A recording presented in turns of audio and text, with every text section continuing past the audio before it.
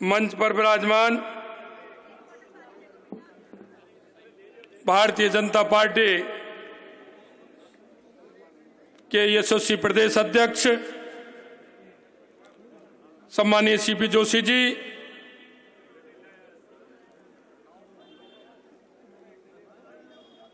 हमारी पार्टी के वरिष्ठ नेता,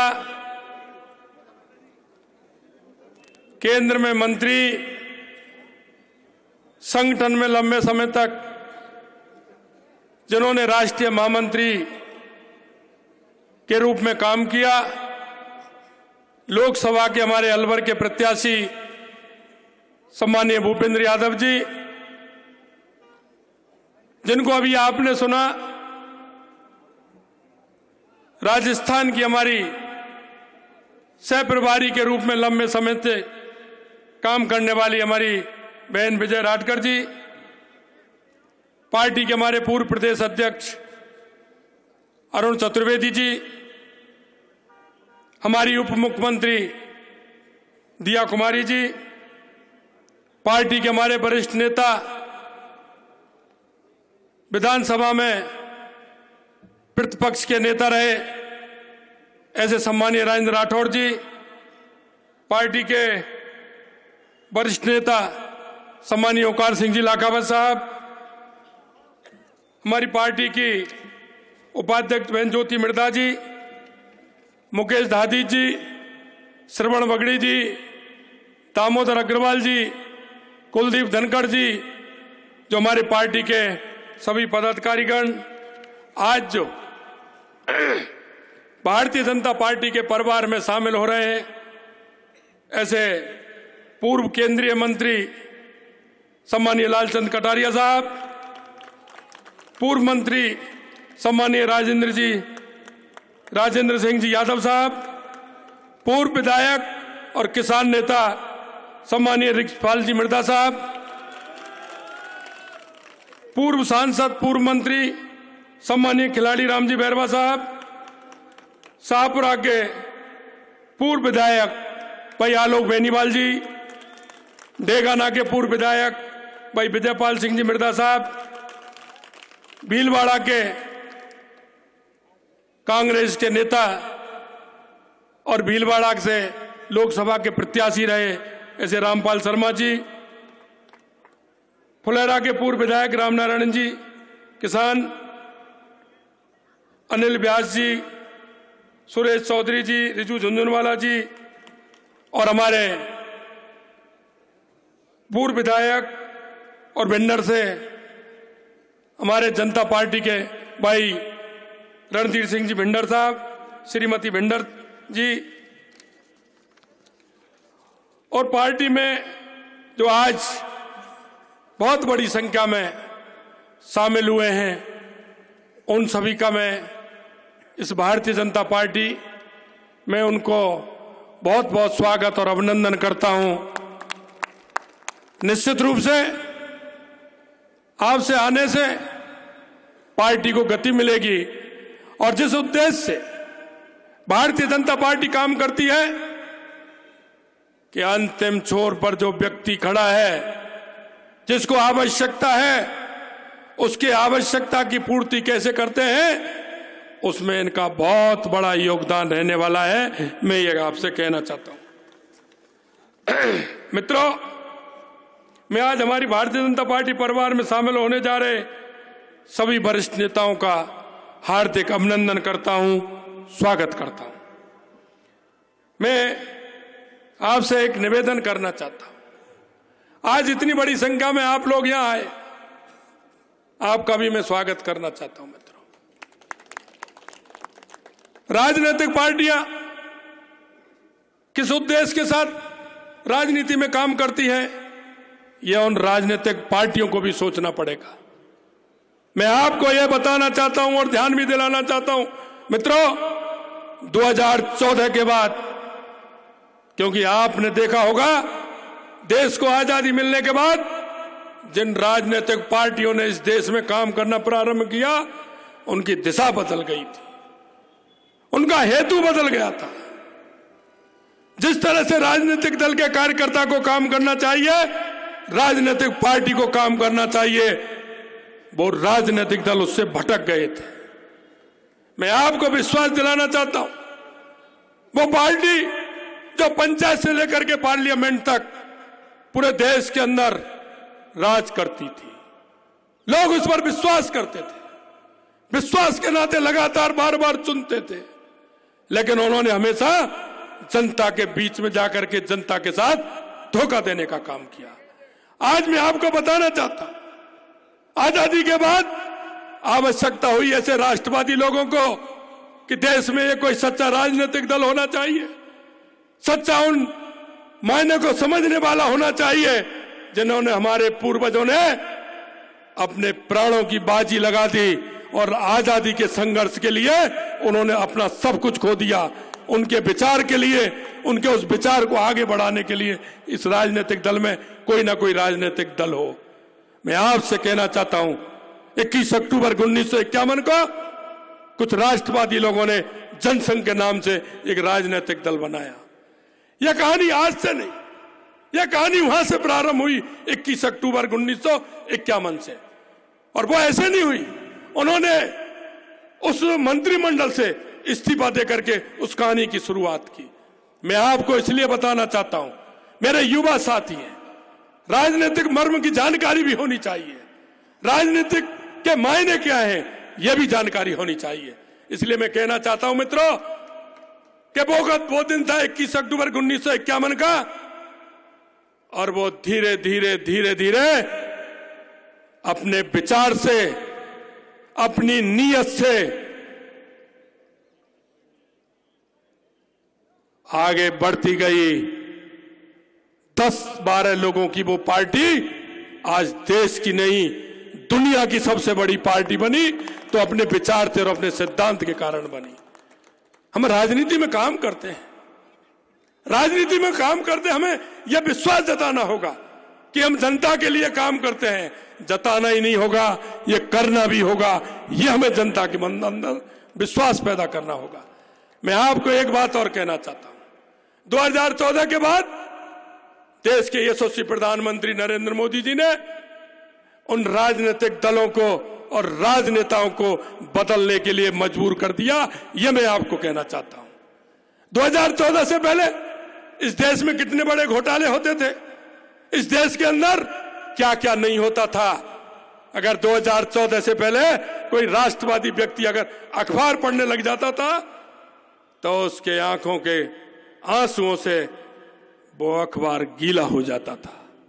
आए दिन हजारों करोड़ रुपए के घोटाला होते थे, आए दिन हजारों करोड़ रुपए के कोई ना कोई नया घोटाला होता था।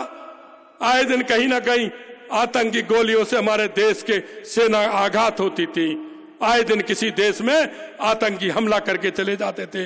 देश की स्थिति हो गई थी, लोग सोचने को मजबूर हो गए थे कि आखिर इस देश का क्या होगा, आखिर उस आजादी का मायना क्या है।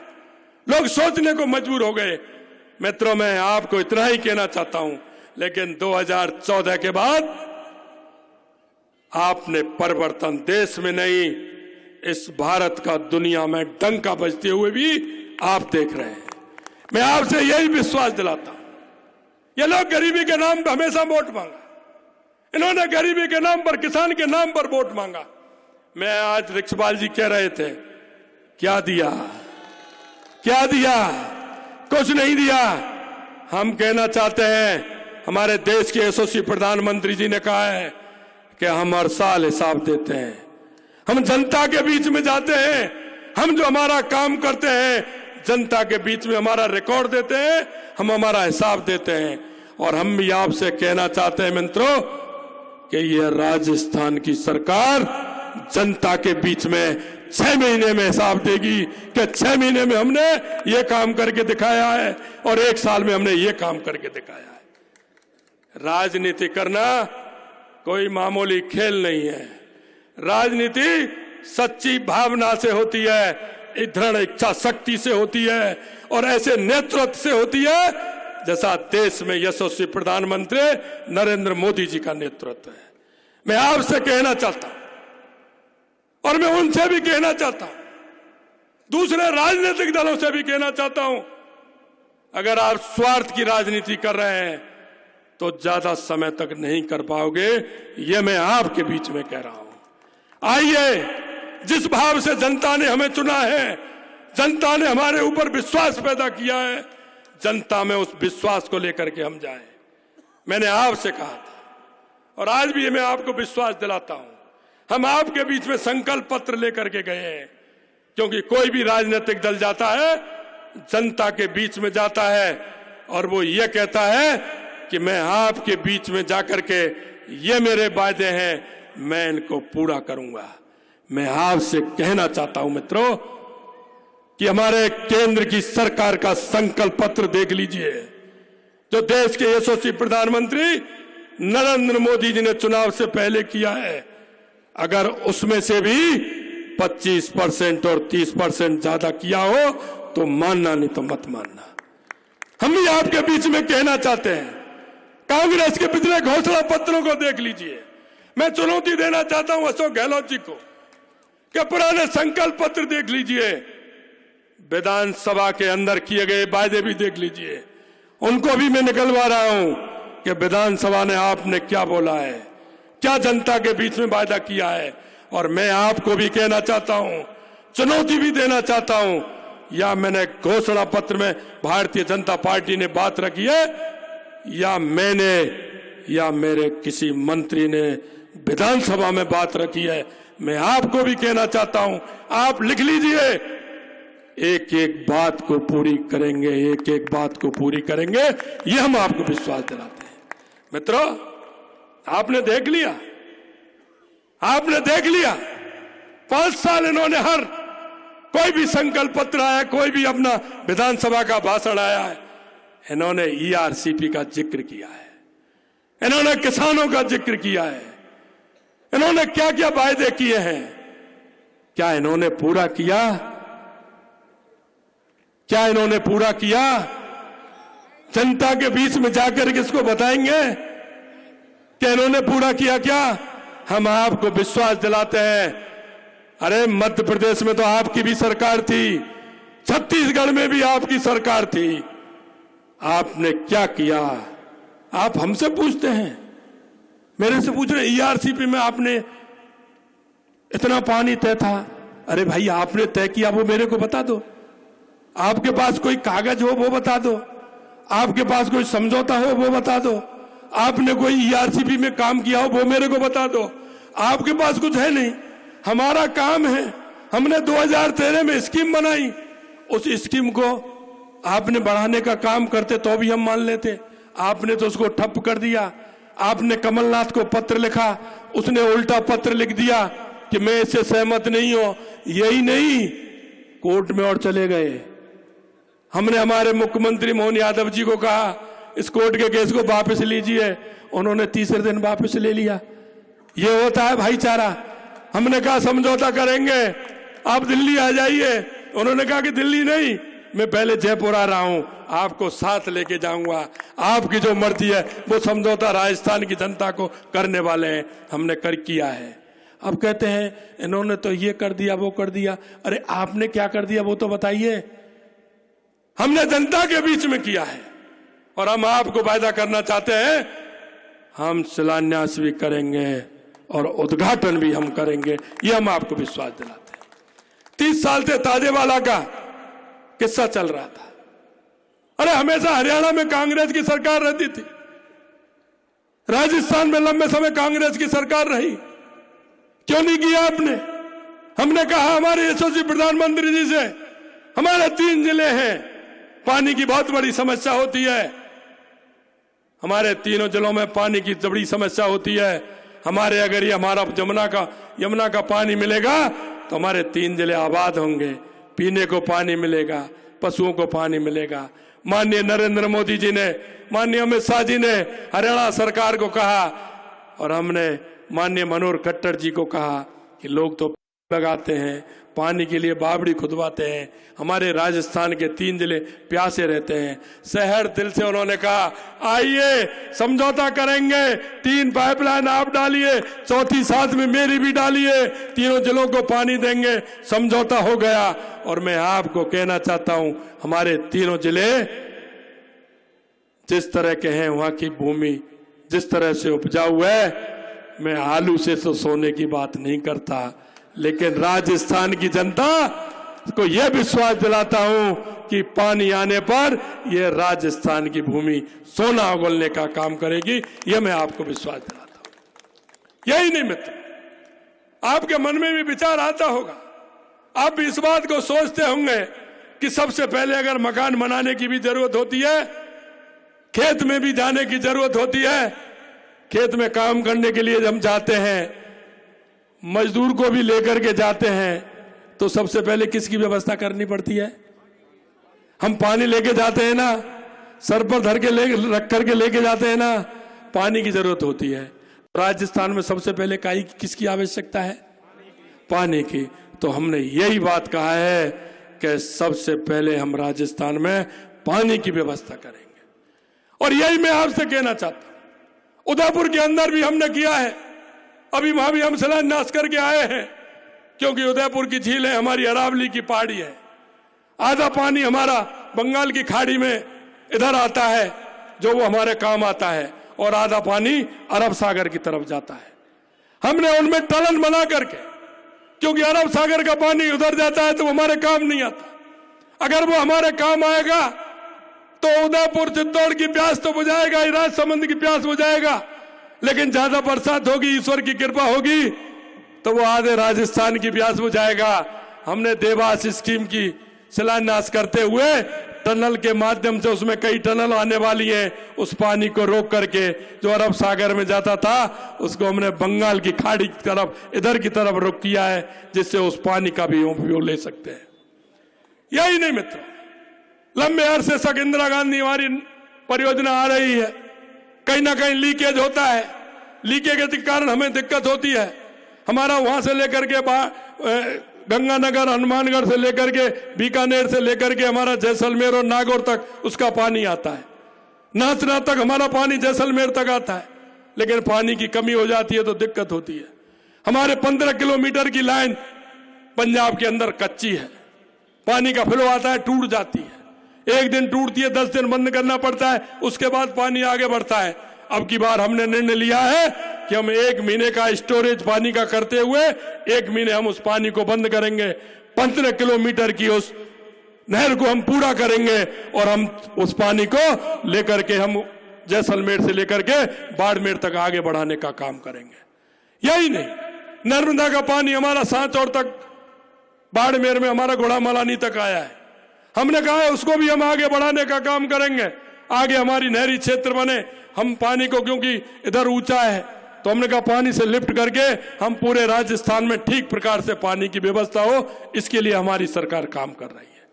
यही नहीं मित्र, मैं आपसे कहना चाहता हूं, मैंने कहा था, हमारी सरकार के संकल्प पत्र में था, युवा परेशान रहे थे, और युवा इतने परेशान थे कि वो पेपर देते देते परेशान हो गए थे। पेपर लीक का किस तरह का डंस था, युवा की धड़कन किस तरह की होती थी, युवा के अंदर कितना उसके मन में ये पश्चाताप आता था कि मैंने मेहनत की और मेरा नंबर नहीं आया। हमने कहा युवाओं के साथ इस तरह से आघात करने वालों को हम बख्शेंगे नहीं। और आज आप देख रहे हो हमारी एसआईटी काम कर रही है। कांग्रेस के बड़बोले नेता कह रहे थे, मुख्यमंत्री कहते हैं एसआईटी कहां काम कर रही, हम कहते हैं एसआईटी पे जांच कराओ। अरे तसल्ली तो करो थोड़ा, अरे देखो तो सही, अब समझ में आ रहा है, धीरे धीरे और समझ में आ जाएगा, क्योंकि हम बख्शने वाले नहीं हैं, हम छोड़ने वाले नहीं हैं। युवाओं के दर्द को हम समझते हैं, किसान के पुत्र के दर्द को हम समझते हैं, इसलिए हम कहना चाहते हैं कि वो ये सोची है जो आपके समय थी, आज भी वो ये सोची है। हम हलक में भी छोड़ने वाले नहीं है, चाहे वो दुनिया के किसी कोने में पहुंच जाए, हम जो युवाओं के साथ कुठाराघात किया है किसी कीमत पर नहीं बख्शेंगे, ये हम आपको विश्वास दिलाते हैं। मित्रों यही नहीं, हम आती है सरकार, किसान हमारा बिजली के कारण परेशान रहता है, ये ऐसा काम नहीं क्योंकि पिछला काम करते तो उसका कुछ फायदा मिलता। भारतीय जनता पार्टी ने काम किया। कांग्रेस जब आई थी तो 62,000 करोड़ रुपए का बिजली में घाटा था। हमने 62,000 करोड़ चुकाने का काम केंद्र की सरकार नरेंद्र मोदी जी ने किया। और जब हम दूसरी बार आए हैं तो इन्होंने कहा कि चुकाने वाले आ जाएंगे। इन्होंने 62 से बढ़ा करके बिजली में 90,000 करोड़ रुपए का घाटा, 90,000 करोड़ रुपए का घाटा। मित्रों, मैं आपको बताना चाहता हूं 90,000 करोड़ रुपए का तो घाटा ही है। और 3,000 रुपए का घाटा किस बात का है? 300 करोड़ रुपए का घाटा किस बात का है? 300 करोड़ रुपए का घाटा इस बात का है कि जो लोन लिया वो समय पे नहीं चुकाया। लोन चुकाया लेकिन समय पे नहीं चुकाया, इसके लिए 300 करोड़ रुपए का घाटा इस कांग्रेस सरकार ने दिया है। मैं आपसे निवेदन करना चाहता हूं, आने वाले समय में, क्योंकि प्रोजेक्ट बनते हैं, प्रोजेक्ट में समय लगता है। आज जो माननीय अरुण जी भाई साहब कह रहे थे कि एक बड़ा MOU होने वाला है, निश्चित रूप से मैं कहना चाहता हूं, क्योंकि केंद्र के मंत्री हमारे माननीय भूपेंद्र जी भाई साहब बैठे हैं। मैं आपको विश्वास दिलाता हूं, केंद्र के जिन मंत्रियों के पास मैं जाता हूं वो दिल खोल के कहते हैं, भजन लाल जी काम करिए, कोई चिंता मत करिए, हम आपके साथ बैठे हैं। ये डबल इंजन की सरकार है। आज हमारा कोल इंडिया की तरफ से, ऊर्जा विभाग की तरफ से 1,60,000 करोड़ रुपए से ज्यादा MOU होने वाला है, कुछ ही देर बाद होने वाला है। इस राजस्थान के लिए, इस राजस्थान के इतिहास में आने वाले 2-2.5 वर्ष के बाद हमको किसी के पास बिजली के लिए जाना नहीं पड़ेगा, हमें किसी के पास हाथ फैलाना नहीं पड़ेगा। राजस्थान अपने आप में बिजली में आत्मनिर्भर होगा। जब बिजली में आत्मनिर्भर होगा तो हमारा उद्योग समय से चलेंगे, हमारे किसान को बिजली दिन में मिलेगी, हमारे भाई को 24 घंटे बिजली मिलेगी। मैं आपसे मित्रों यही कहना चाहता हूं, अंत में आपसे यही कहना चाहता हूं कि आपके बीच में जो हम संकल्प पत्र लेकर के गए हैं, यह हम आपको विश्वास दिलाते हैं कुछ संकल्प पत्र को भी पूरा करेंगे। और मैं ये भी आपसे कहना चाहता हूं कि राजस्थान में लगातार 2 बार से 25-25 सीट जीतते हम आ रहे हैं। 25-25 सीट तो हम फिर से जीतेंगे, लेकिन आपसे मैं यही कहना चाहता हूं मित्रों, और यही मैं आपसे निवेदन करना चाहता हूं कि जिससे कि हमको भी ताकत मिलेगी और माननीय यशस्वी प्रधानमंत्री नरेंद्र मोदी जी को भी ताकत मिलेगी। राजस्थान की डबल इंजन की सरकार, इसकी रेस भी बढ़ेगी, क्योंकि रेस भी आवश्यकता है, रेस भी आवश्यकता है। ये गाड़ी हमारी 120 की स्पीड से चले, तो इसके लिए आपको काम करना है कि कोई भी बूथ हमारा ऐसा नहीं हो जिसमें भारतीय जनता पार्टी का पूरे राजस्थान के अंदर प्रत्याशी नहीं जीते, और कोई भी लोकसभा ऐसी नहीं हो जो हम 5 लाख से कम जीते। यह मैं आपसे निवेदन करना चाहता हूं। आज जो हमारे साथ हमारे विचार को लेकर के, नरेंद्र मोदी जी के काम को देख करके और भारतीय जनता पार्टी के विश्वास को देख करके जो शामिल हुए हैं, उनका मैं स्वागत करता हूं, अभिनंदन करता हूं, और मैं उनको यह भी विश्वास दिलाता हूं कि जिस भाव से, जिस मन के साथ आपने नरेंद्र मोदी जी के नेतृत्व में भारतीय जनता पार्टी की सदस्यता ग्रहण की है, मैं आपको यही विश्वास दिलाना चाहता हूं कि आप जिस मन और भाव से आए हैं, उस आपके मन और भाव को हम किसी भी कीमत पर टूटने नहीं देंगे। आप हमारे भारतीय जनता पार्टी परिवार में आज शामिल हुए हैं, आप हमारे परिवार के सदस्य हैं, आप हमारे परिवार के सदस्य के रूप में आप हमारे काम करेंगे, यही मैं आपको विश्वास दिलाता हूं। और मैं निवेदन करना चाहता हूं मित्रों कि यही समय है, सही समय है। मैं कहूंगा यही समय है, आप कहेंगे सही समय।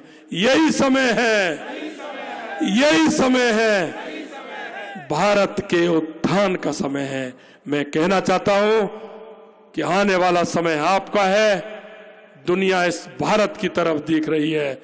स्वामी विवेकानंद जी ने कहा था 1893 में कि 21वीं सदी भारत की होगी। आप अपने मन में विचार कर लेना, विशेषकर मैं युवाओं से कहना चाहता हूं, मन में विचार कर लेना कि पिछला समय देख लेना, 21वीं सदी देख रहे हो, भारत की सदी होगी। दुनिया आज हमारा भारत अर्थव्यवस्था में 5वें नंबर है, 2027 में 3रे नंबर रहेगा और भारत दुनिया की शक्ति रहेगा। यह मैं आपको विश्वास दिलाता हूं। आप सभी लोग इतनी बड़ी संख्या में आए, सभी हमारे मंचासीन नेतागण आज हमारे परिवार के शामिल हुए, उनका भी स्वागत करता हूं। आप सभी का अभिनंदन करता हूं, नमन करता हूं। बहुत बहुत धन्यवाद। जय हिंद, जय भारत।